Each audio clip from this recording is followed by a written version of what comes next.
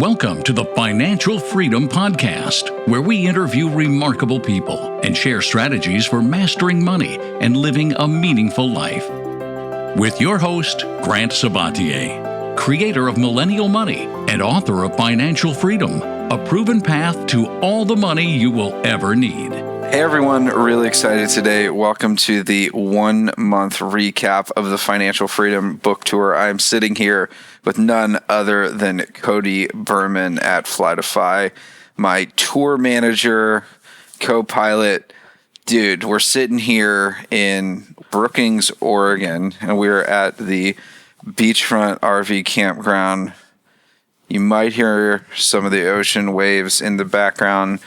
We just came through Cali. It's been a great, week and a half at least in Cali.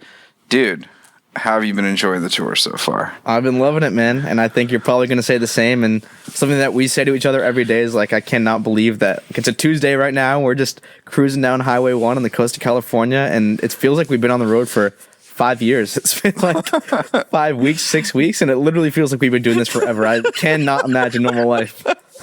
I couldn't agree with you more, man. California is one of my favorite places on earth. So it's just been so fun. The redwood trees. Last night we camped out in the redwood trees. Just the events have been incredible. A lot's happened since the last episode. So we were only about a week into the tour. So much has happened. One moment I want to take it back to, there's just been some incredible events on the tour.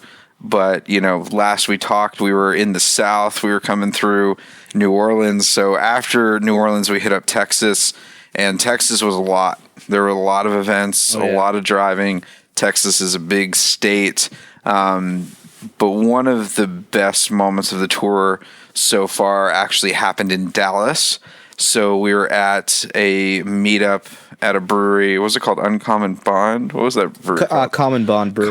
Bond Brewery, in Dallas. And it was the first event, like, people had driven there, and like the entire night it was like people like 2 or 3 deep, waiting to chat, and just ended up talking for over 5 hours, and really felt and realized at that moment just how wrong I was, I think, about scale.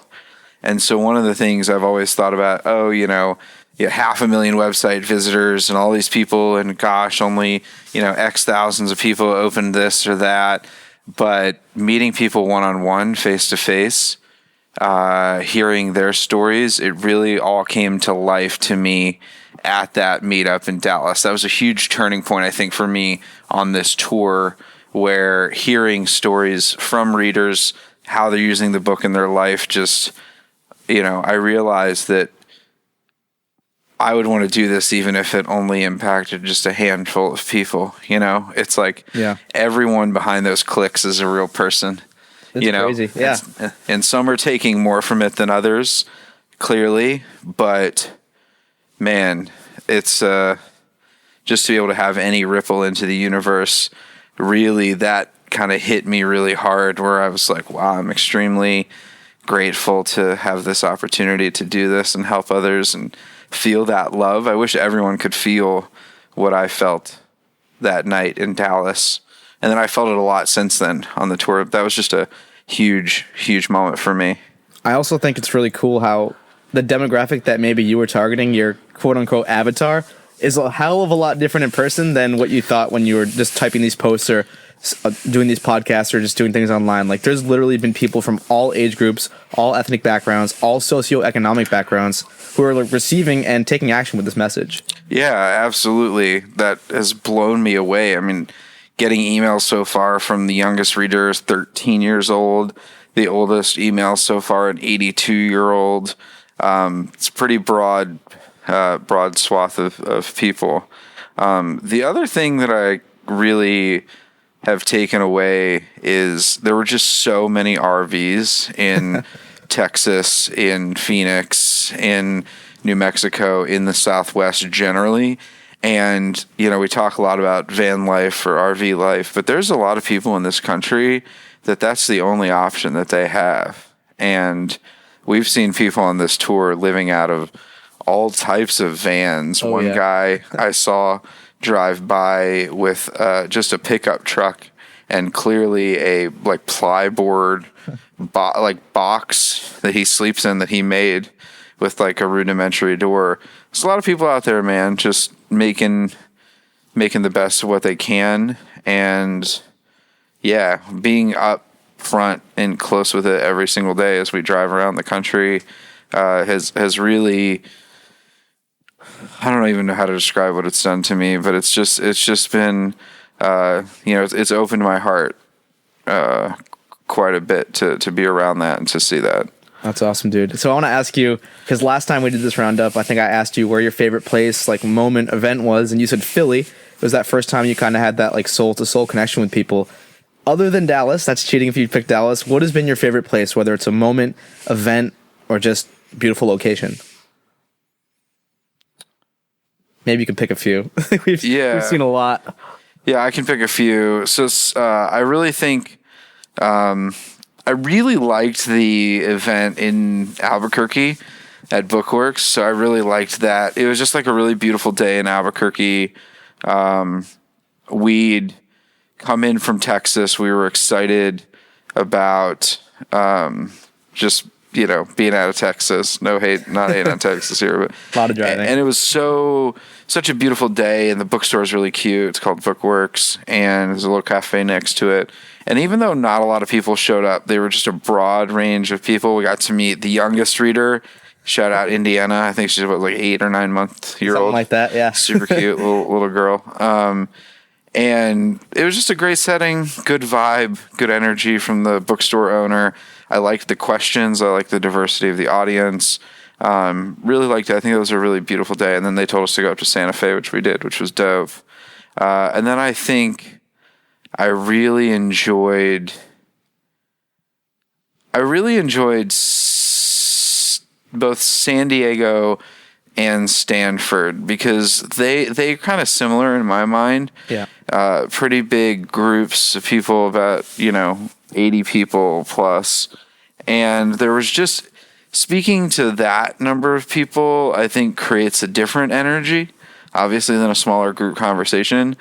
And I really feel like you can drum up a lot of really good energy with that amount of people. I mean, the one in San Diego lasted for like 4 hours. Yeah. The one at Stanford would have lasted probably like 4 hours. 4 hours. Gosh, those are such long. But it's like there's a lot going on there, and great questions, really diverse groups of questions, and once again, to your point, such a diverse group of people from all ages, ethnic makeups, equal parts men, women. I mean, it's cool. It's super, super cool that this is growing and extending so far beyond the people that I felt like I was initially writing to. Yeah, and I just want to give a huge shout out to our coordinators who really helped us with those events. So in San Diego, Jen, she was just like on top of her game. She came in, she was ready to party. She was like so on it. I was extremely impressed. And then Justin and Anna up at Stanford, that was just an amazing event as well. And yeah, like Grant said, there's probably, at the first event, there was 80 people. The second one, there was like, I don't know, maybe 50 people. Yeah, probably more. There's some that came and left, but yeah, it was a lot of people. It was a lot of people, but the cool thing was like they'd stay after, you get to connect one-on-one, hear about their stories. Maybe they heard about you. I had some people who had heard about me, and they're like, hey, will you sign this book in case you get famous later? Cody, I'm like, Cody, yeah. Cody, I only saw one, but evidently there are at least a couple in existence. Someone came up to get my autograph, and I saw Cody's in there, and I was like, all right, cool. It's cool though, man. Just making an impact, and you hear people who have like heard your content, whether it's on another podcast, another blog.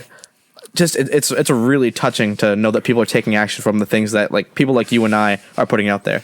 Yeah, and it's one of the things too. Hard to explain it, but in life, like I don't want to say having the end game in mind, but just realizing that some things are going to take quite a bit of time. Because one of the things I wake up and like get to have this opportunity, and this all really started, well, I started writing about money 4 years ago, and gosh, 4 years, and then the book, and then now this. So it's like the culmination and also the beginning of something that started 4 years ago.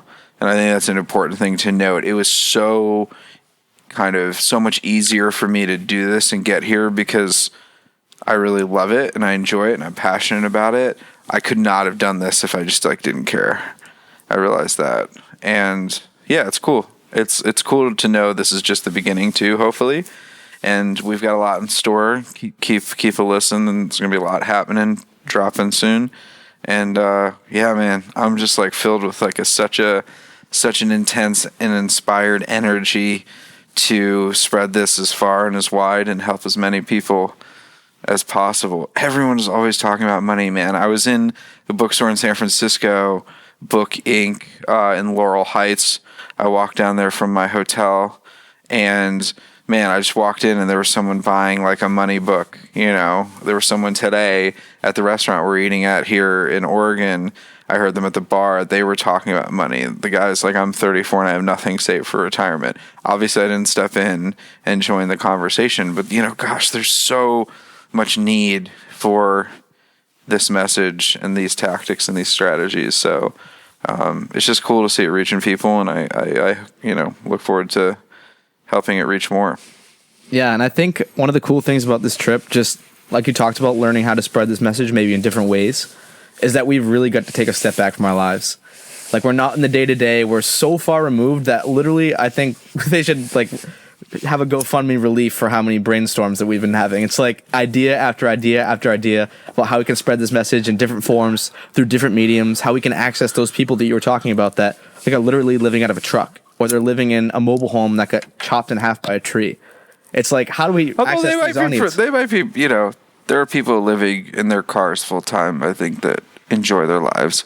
Oh, I'm not saying they don't enjoy their lives, but they're probably not consuming any of the information that we're putting out. I mean, just such a small percentage of people are consuming anything related to this. Yeah. But it's cool. I think it's fun just kind of brainstorming with you and like, hey, how can we spread this message to the maximum number of people, and how can we help the maximum number of people? And like you always say, financial freedom means something different to everyone. For one person, it could be $1,000 saved. For another person, it could be $5 million saved, and like ultimate financial independence. So, dude, yeah. And one of the things I realize I've known, but it's just great, is that this idea is so much bigger than all of us. Totally. You know what I mean? Yeah. Like, that's the cool thing as well. It's not like my idea or me just driving this. All I did was share my story the best I could and share the things that I think are most relevant for someone to take away in their lives. And man, it's just cool. It's just really cool that we live in a time where, it's never been easier to kind of live a life you love. Yeah, it's literally never been easier. And I'm lucky that I discovered this so early. Like, I had the blueprint literally laid out for me, or someone maybe like you, or someone like Brandon, or someone like Pete, someone who started this way long ago, or someone like Joe Dominguez.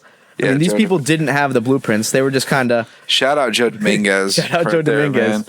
Your money, your life. But yeah, I mean, you didn't have a blueprint. And I literally have this whole roadmap laid out for me.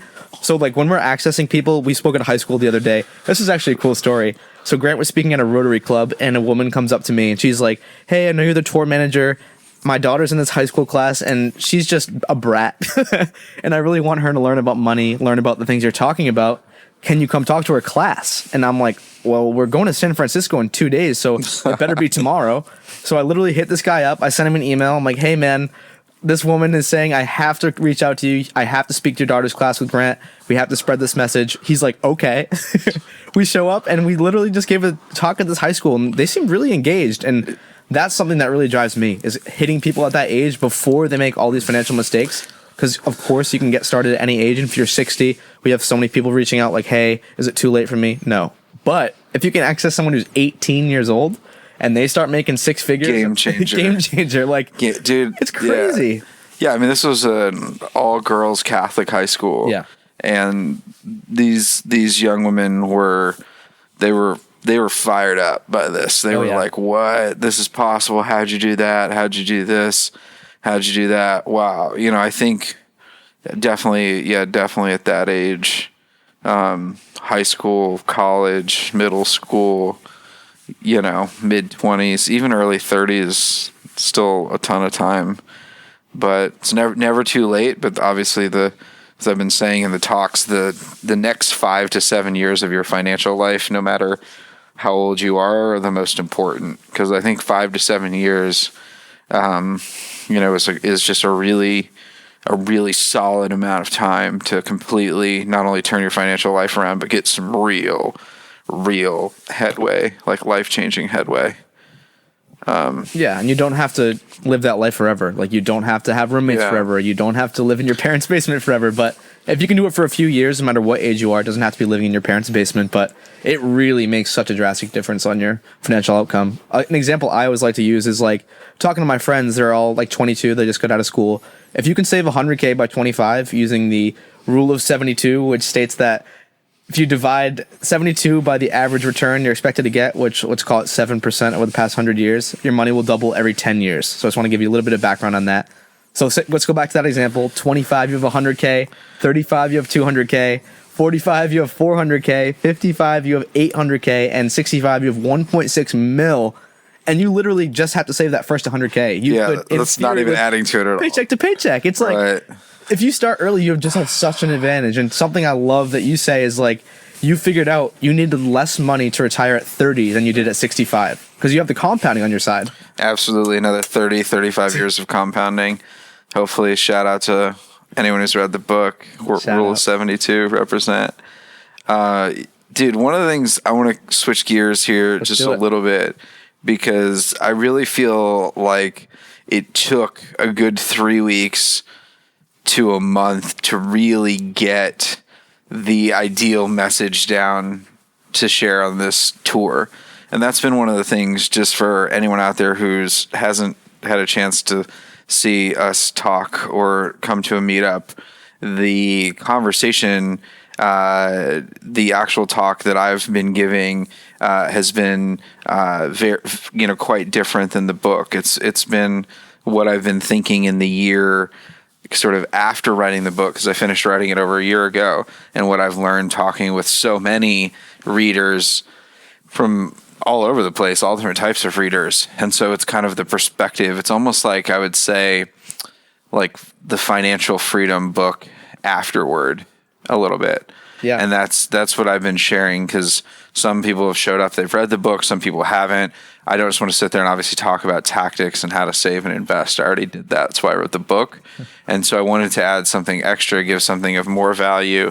And one of the things that has just been sticking with me, especially living this way on the tour, that I've been talking about more in the talks, is just how not knowing is actually a really beautiful thing. And I think, I've mentioned this a little bit before.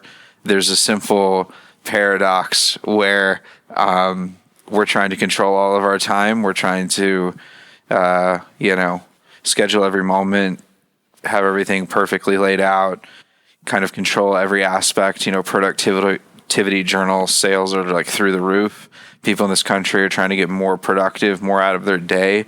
But in reality, it's often those moments that surprise us, those things that we least expect that make us feel most alive and tend to give us the most amount of joy. And so here we are trying to control everything and schedule everything, when in reality we should be letting go more to create the space for truly new things to show up, not just like a new business idea or a new productivity hack, but some truly like changing, like life impressing things. And so not knowing is actually a really beautiful thing. And I think that's been one of the best things about the tour, because we know we have to be a certain place at a certain time, but we don't know who's going to be there. We don't know what the place looks like. We don't know what the vibe's going to be like. We don't know where we're going to sleep every night. We don't know who we're going to meet. Any night. Yeah, we don't know what we're going to eat. And so not knowing actually becomes, I think, a really beautiful thing, because it just creates some space for new things to show up. And I think it's definitely made me a more present and aware person on this trip. I also think that it's clearly, and we've talked about this in the first episode and been talking a lot about it even at the beginning of this episode, it feels like we've been on tour forever. And I think one of the reasons, I was thinking about this morning, is there's a big difference between sort of like like living time, like the time that you're living in the moment, and then remembered time, like how you remember time. Because I feel like the days, tell me if you feel this way, I feel like the days they go by quickly. Like we're driving, we're camping, we have time, but we don't really have that much time because there's always like 3 more things that we want to be doing. Like we're having issues with our solar panel, powering our auxiliary battery that we've needed to fix for 2 weeks. 2 weeks, yeah, at least. And so we're always trying to get to that. We're always trying to podcast, always trying to write, keep up with things. So our actual sort of living time feels like it tends to go pretty fast, but our remembered time, like our sense of how long has it been since we've left home, like how we're remembering and sensing time, I think because we've filled it with so many new moments, and because we're almost every time we're sleeping somewhere and waking up somewhere different each night. I think the combination of 3 things makes remembered time feel like so long. Yeah. Like we've been, and I'm trying to crack this down a little bit. And I think one of them is definitely the fact that we've traveled such a far space.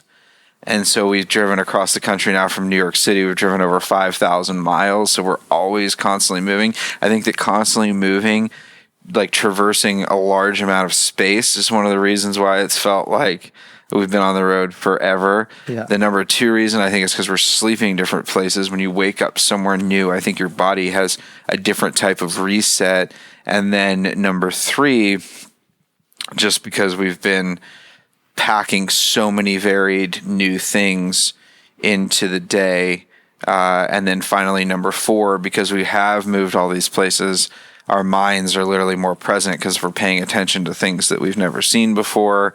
You know, we're taking in a lot more information. Our brains are literally more alive. So I think it's those 4 reasons, at least I'm just hypothesize why remembered time, which is our perception of the time that we've experienced on this road trip, which is very long. We've been on the road a long time, compared to living time, which is how long it feels each day. Do you agree with that? Disagree with that? That's just kind of what I'm thinking. I think it's like similar to what I think. I think just like the amalgamation of a lot of different things help you attach a memory easier. So It's like, if say you're at home and you're like, what did I eat last Tuesday for breakfast? It's like no chance in hell you remember that. But now on the road, we're like, okay, last Tuesday I can't even think off the top of my head where we were last Tuesday, but we could map it back to that exact location, and then we'd have a memory of who we were with. Or but you can't even remember right now. I can't. It's because I'm on the spot in the podcast. What? No, but it's, yeah. Like, I mean, it's I can't remember. I can't remember what we did last Wednesday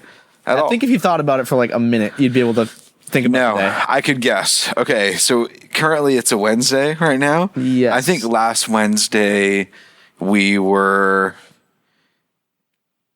in LA. Yeah. It was a Ventura.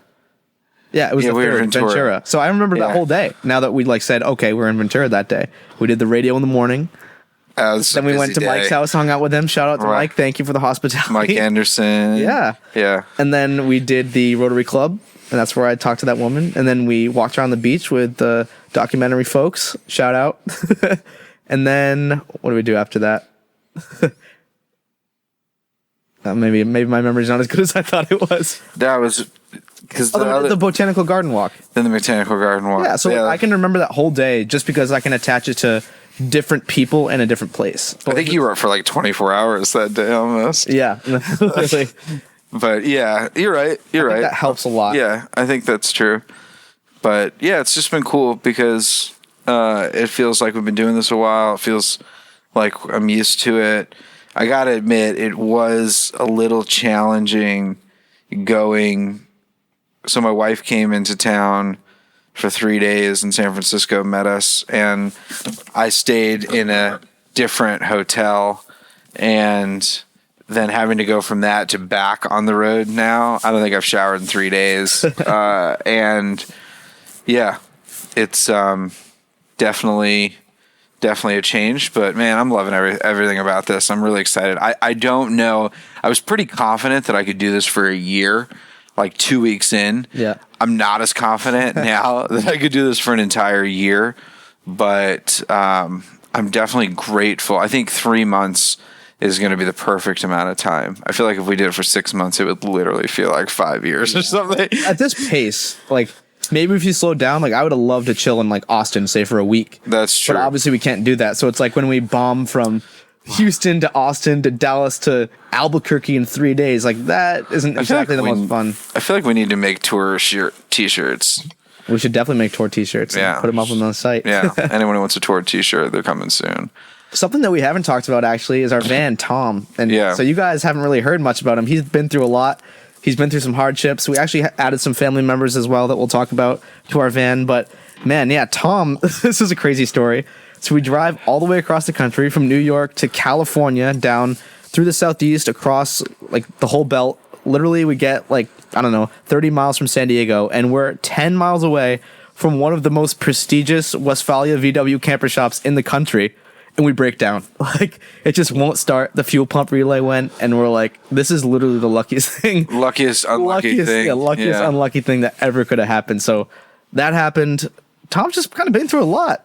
We had to change Tom the tire. has been through a lot. We've changed, but not that much. Not that Tom's been a trooper. Yeah. For 1981 Volkswagen camper van with now like 92,000 original miles. I think he's happy. I think he's happy to be in California. I think he's happy to be on the road. You have to think, I think cars like being driven because that's what keeps everything lubricated. It keeps everything going.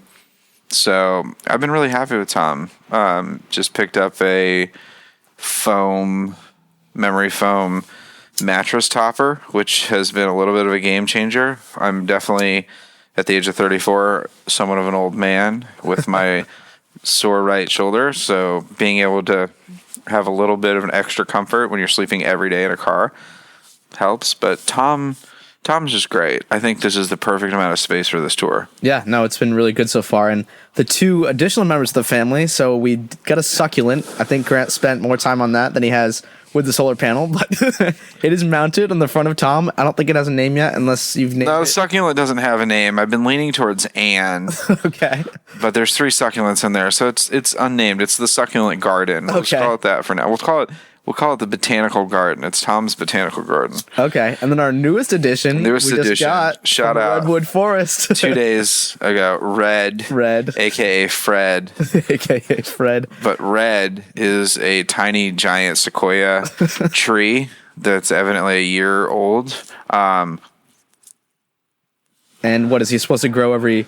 Like 4 to 5 inches a year or something like that? Oh, no, a year, right? No, so obviously, like, how much they grow increases once they get a little bit bigger, but he's pretty small now, so over the course of the tour, I bet he'll only grow like 4 inches or something. Yeah. 3 or 4 inches, but it's cool to have a redwood tree in the van. He's bringing good energy. He sat outside yesterday when we camped in the redwoods. You did? He loved it? He liked it. We left him out all night, and he was totally cool. And then today had some sun in the dashboard. He's sitting in a bonsai pot. So, yeah, we've got some real plants that are bringing good energy, good light, good vibes to the van. And, yeah, I'm really happy with Tom. I think we've got it dialed in. We'll fix the battery very shortly. If you know anything about solar panels or where to get a good deal on a 100-watt solar panel, hit us up. Email me at cody@millennialmoney.com. Yeah. As well as another request for the audience. If any of you know anything about how to get a AM or FM nationally syndicated radio show, hit us up as well at cody@millennialmoney.com. Thanks for that, Grant. Yeah. I want to know how to do that. I want to get on America's radio somehow. Next level Dave Ramsey. Yeah, trying. I think the cool thing is just talking about booking events is like I talked earlier, we're literally booking events on the fly. Like if you want us to come to your city and we don't have a location, I'm not kidding, hit me up and we can make it happen.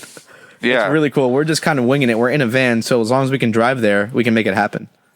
And it's on the way. Yeah. We're not driving to Florida from California for an event. But we do want to come to Florida. Shout out to all the listeners in Florida. Shout out to Orlando, Miami, Tampa. Fort Lauderdale. Anywhere else. Bradenton. Cool. Well, man, this has just been so fun. I think this is a great recap. And thanks for listening, everyone. Thanks for coming on tour with us. If you have any questions, I recommend that you join the private Facebook group at facebook.com/group/financialfreedombook. You can also find that link at financialfreedombook.com/community. And yeah, that is it for the update. We will see you soon. Hopefully we'll do one of these before the end of next month. Yes. Who knows? And hope to see you out on the road. And if not, we will chat with you soon.